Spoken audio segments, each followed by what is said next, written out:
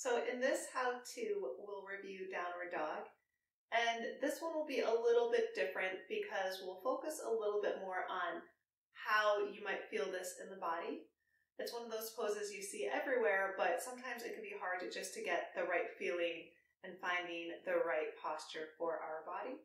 So you'll notice I'm set up near a wall, and we'll review this in a second, but if you can set your mat up near a wall, that'll help as we go through just one of the ways to practice.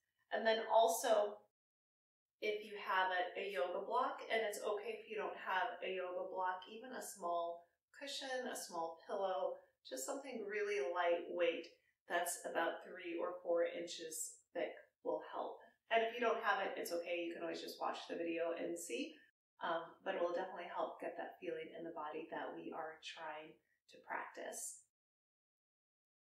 So before we get started with this one, let's go ahead and just do a little bit of warm up in the shoulders. So take the hands and bring them towards the shoulders, elbows lift up, sitting tall, and we'll just alternate opposite elbow forward.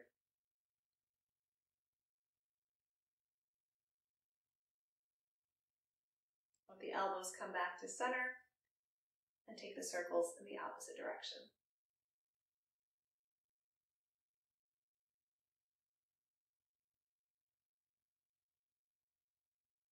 Let the elbows come back to center, lower the hands down. Take the arms out wide and reach the arms back, opening up the chest, tilting the pelvis forward. As we exhale, tilt the pelvis back, give yourself a great big hug.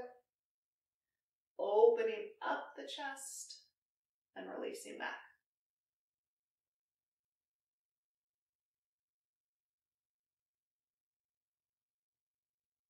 Taking a few of these.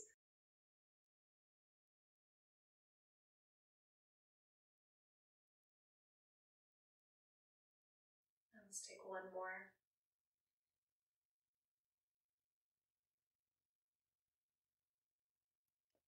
Releasing back into our easy seated pose, and let's crisscross the legs. Take the right hand in front of the body, press it forward, sitting up tall, fingertips towards the shoulder. Releasing the hand down, press the palm towards you.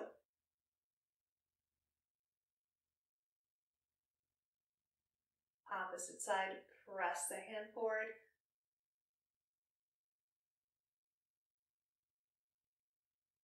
Fingertips release down, press the palm towards the body.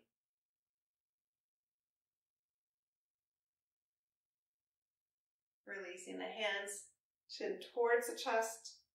We'll just do half circles to the right and to the left.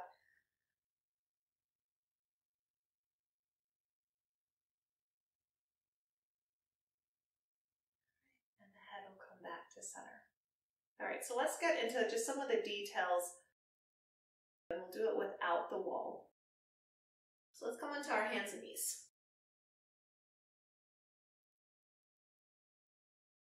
And so we all have different lengths in our body, different arm lengths, different leg lengths. So how long our dog will be different for everybody. But we'll start in our tabletop and then walk the hands anywhere between 2 to 3 handprints forward. And so with our downward dog, notice the hands and the rotation that they're at. If the hands are rotated out, we want to rotate the fingertips so they're forward. And then we want to place pressure all throughout the hand. So if you notice that you're placing more weight towards the wrist, you want to spread the fingers, press all the way down so every part of your hand is pressing a little bit deeper into the mat, and then maybe even pressing a little bit more into the index finger and the thumb. And when you look at your hands, you should almost see an L shape with the index finger and the thumb. The feet and knees are hip distance apart. Curl the toes under. Lift the hips up.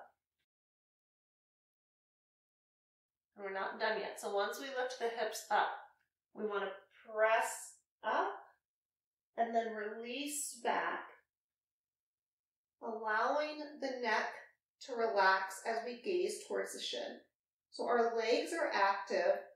While we're pressing down into our toes, we're simultaneously lifting up through the legs, through the hips, while pressing backwards towards the back of the mat at the same time. And let's lower the knees down. One way you can tell if the legs are engaged or not, or just to get the sensation in the body, is by taking a block, placing it right between the thighs, and then walking the hands forward again.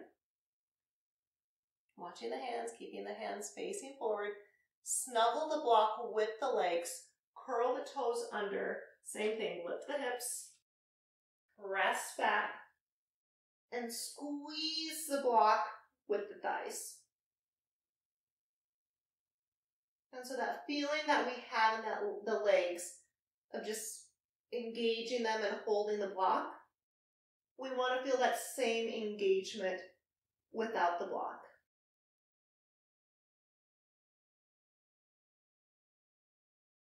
So we can do that again one more time, but just imagining that the block is there. Squeezing the legs, press back.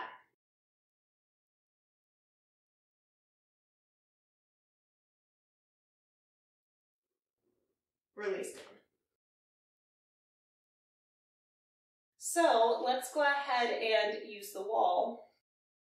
One of the things that we see in class a lot is almost this kind of like a bear crawl kind of version of downward dog, and I'll show you the way. It looks kind of something like this.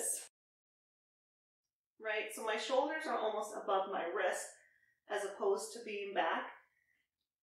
And downward dog really does stretch the back and strengthen it. And one way you can feel that backward movement is by placing your heels on the wall. And normally your heels would be lower, but just for practice so you can get that sensation. Our hands are in front of the shoulders, feet are hip distance apart. Lift up into your downward dog, and we may need to adjust our hands here. Okay, so right now I kind of have that bear crawlish thing happening. But to get that movement, that feeling that I want to notice in my back, press the heels into the wall and then try to get your hips as close as you can towards the wall. So that stretch that you feel, hopefully you feel in the back and the chest, we want to feel that same stretch as we keep pressing back, trying to get our hips towards the wall. When we practice downward dog without the wall. And so a few different modifications. There's not a ton on downward dog, but if you feel like your balance is challenged,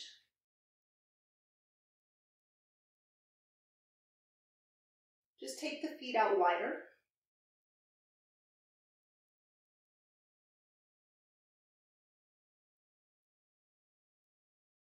And if it's a little too much in the lower back, you can always put a little bend in the knees.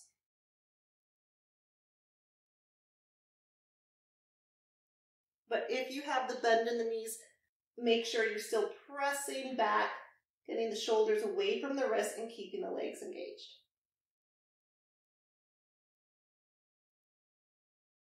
And know that you can practice with long dogs or short dogs. So I encourage you to play around with the different lengths of your dog. And it should always feel a little bit challenging, like you're working the body. And that is our how-to for downward facing dog.